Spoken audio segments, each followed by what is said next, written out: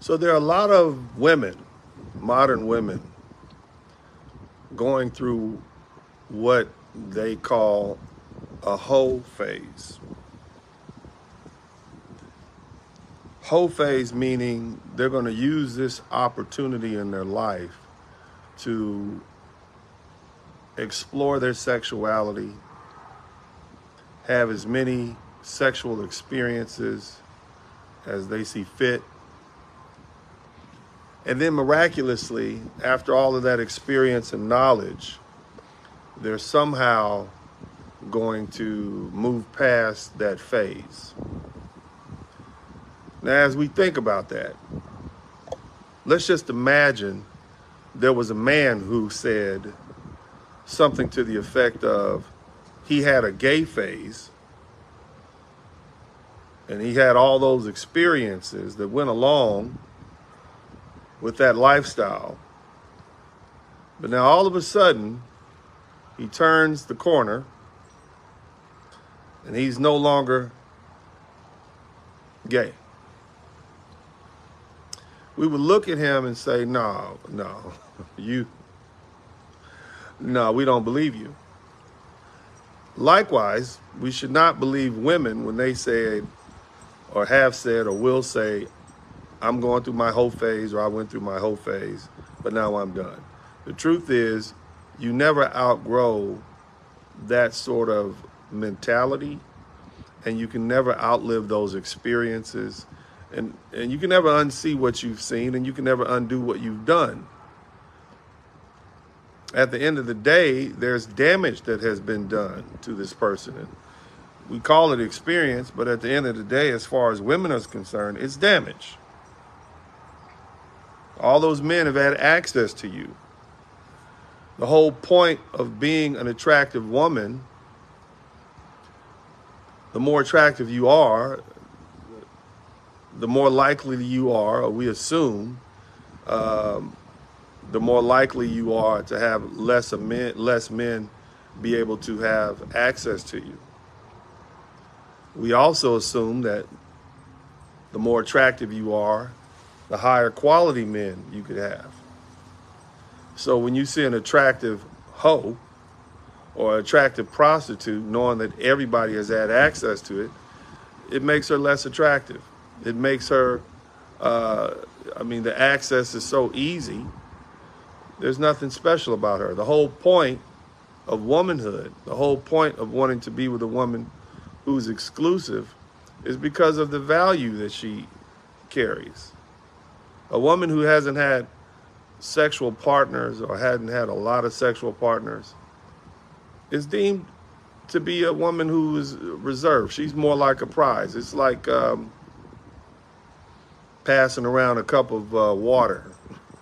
After about the fifth or sixth person, you're looking at the water, trying to figure out what's in it by way of backwash. And so, women say, well, there's a double standard. First of all, I get it. There is a double standard when it comes to sexual partners. Men are often allowed to be rogues when it comes to sexual partners. They're often allowed to, or they're granted a pass. Reason being is because a man's exclusivity related to sex is not part and parcel of what we deem necessary for him to be a man. Part of women's attractiveness is her chasteness or her chasteness, her femininity, her exclusivity, her being protected. And so if you have a woman who's been open to everybody, she's none of those things. Men, on the other hand, not so much. The other thing is, when women have sex with all these different men, all of these different memories, all of these different bodies and bodies types inside of her, oftentimes if protection is not used, all these different biomaterial, i.e., man seed inside this woman, she becomes nothing more than a trash dump. And in addition to that, there's an issue with being able to pair bond. Women have sex with so many men. After a while, they become numb to it. Part of the attraction that women have to men, women who have had few to no partners, is that a man is able to please her in a way that other men haven't. And so when she sees him, she sees those good feelings that she had with him in the intimate fashion. If you have a woman who's had multiple partners, then for the most part, you know, she's numb. And when I mean numb, I mean her walls are blown out. So she's unable to pair bond. She's unable to she's bonded with so many men, and to the point that she's numb. She doesn't see you as any different than any other guy, whether you're married to her or whether you're providing a stable lifestyle for her. I mean, maybe there's some bond associated with a man who's had children with her, but for the most part, she's numb. And women will tell you that. That's why you have to compensate her with money and material things, because she can't like you as much as she would want to like you, or what biology intended, in the way biology intended for her to like you. So you have to resort to what's left in the material world. The more that a woman demands of you for her time and relationship, the less she likes you. It's one thing to be a provider. You provide a home, you provide stability, you provide food, you provide transportation. It's another thing when a woman is constantly making demands on you for extravagant things. That's a telltale sign that she doesn't like you. If you always have to take this woman to 5-star restaurants, 4-star hotels, and take first-class trips to A1 spots, more likely than not, she doesn't like you. She's merely tolerating you. And in her mind, she's telling you herself that maybe I don't like him, but I'm going to stay with him for the material wealth that he's providing.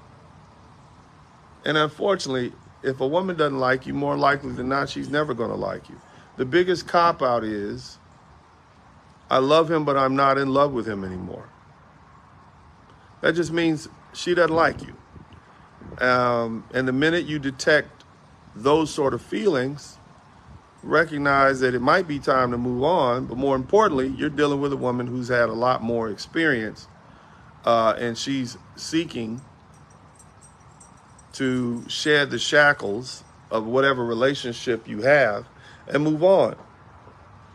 You can never satisfy a woman who is a whore or who has been a hoe. You can't do it. You cannot.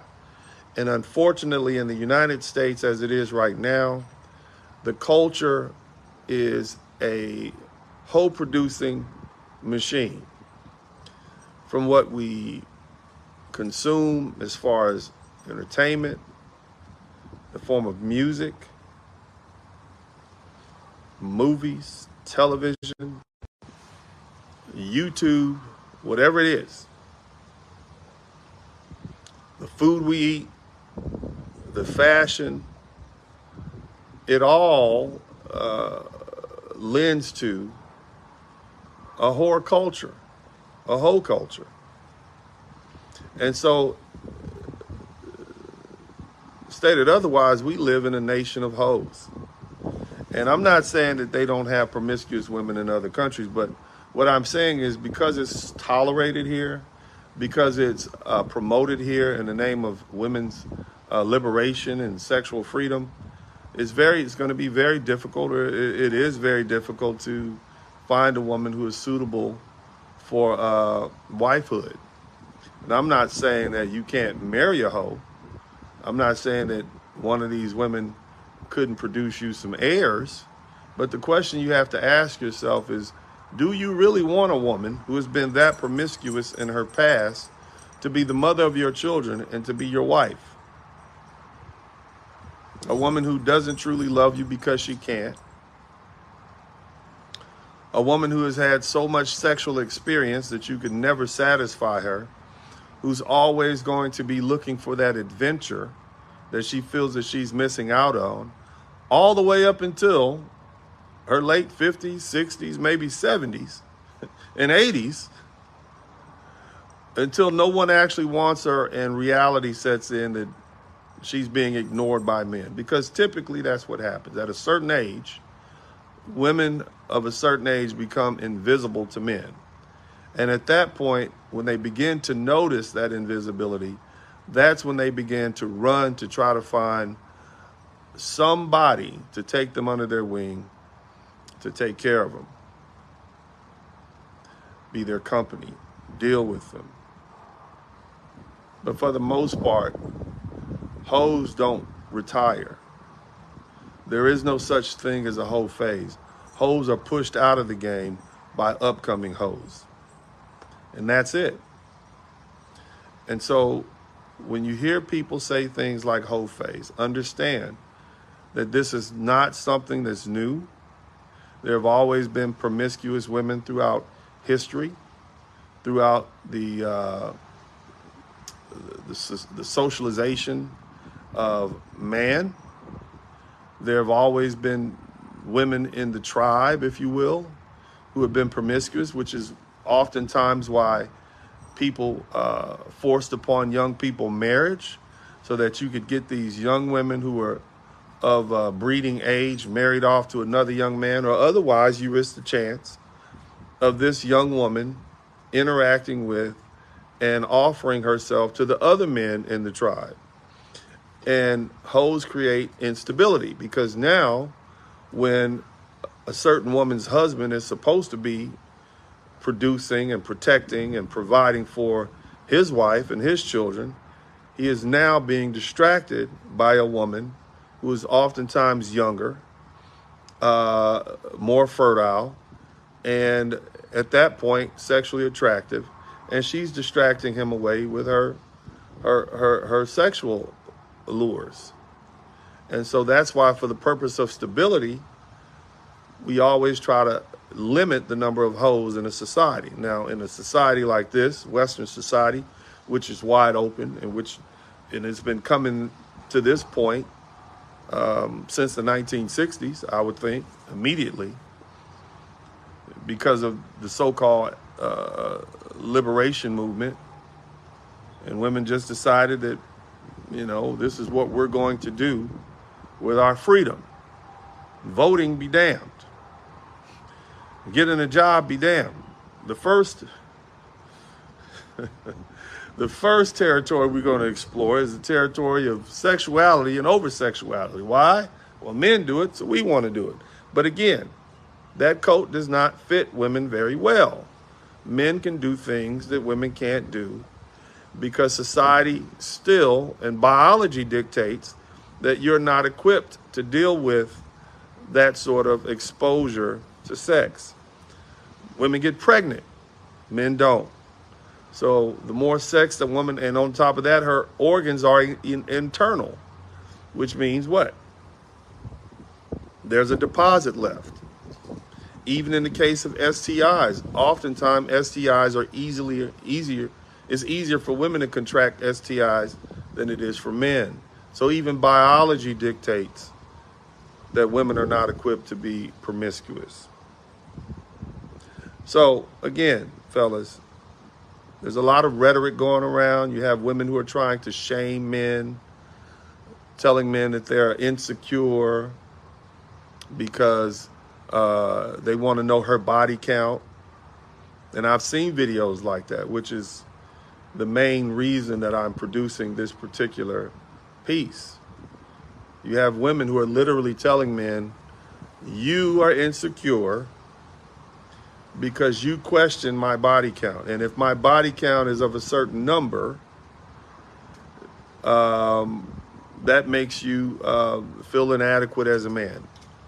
No, the truth is, innately as men, innately as human beings, we look at women who have had a high number of sexual partners as diminished product, as having a diminished value by way of relationship.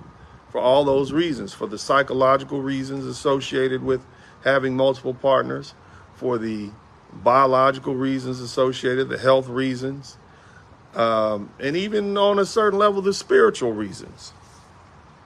And I don't want to dig too deep into that, but at the end of the day, when women open themselves up to these men, they truly don't know what kind of demons they're letting enter into their bodies, enter into their minds.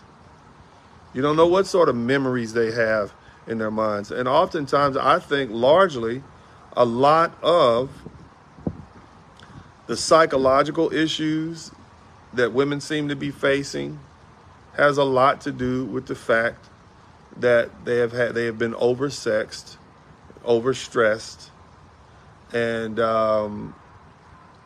have had to go through that emotional roller coaster associated with relationships or just sexual events. And so I believe there's a causal connection between the over sexualization of American women and the modern woman being afflicted by so many emotional and debilitating mental issues. So there's a lot going on there. But fellas, at the end of the day, when these women get on these podcasts and broadcasts and tell you that I'm just going through a whole phase, or I went through a whole phase, you should not allow them to attempt to mitigate the effect of that experience or those experiences by saying, oh, I'm over it now, I'm through it. It's not. You can't get over it. Once a hoe, always a hoe.